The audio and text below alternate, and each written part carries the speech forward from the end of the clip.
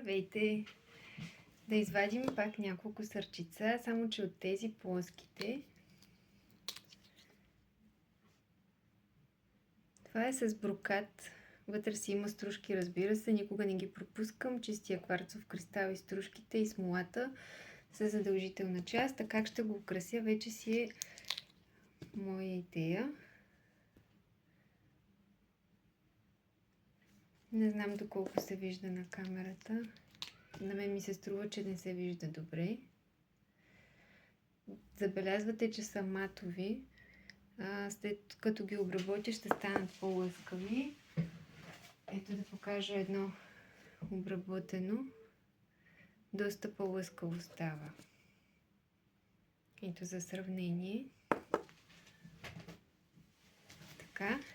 Сега в тази формичка имам някои, които са от вчера и някои, които са от онзи ден. И трябва да видя кои мога да извадя.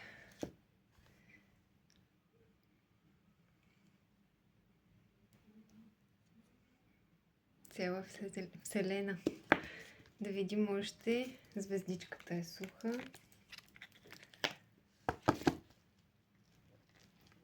Оп, звездичката ми е залепнала за едно друго. Ще ги извадя заедно.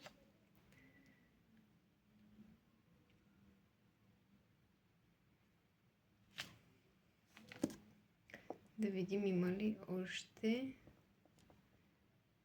Това е мекичко.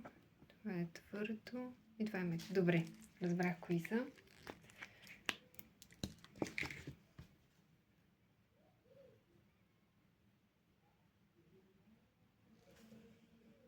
Така.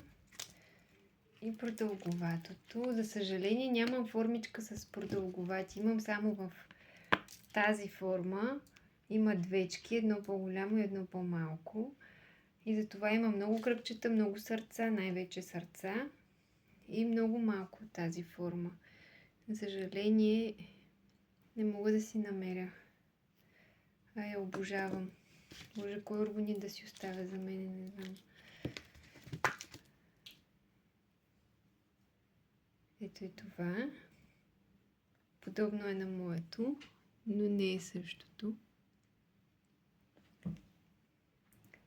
Всъщност това не трябваше да го вадя, но ще го спасим, няма страшно. Ето това е твърдо.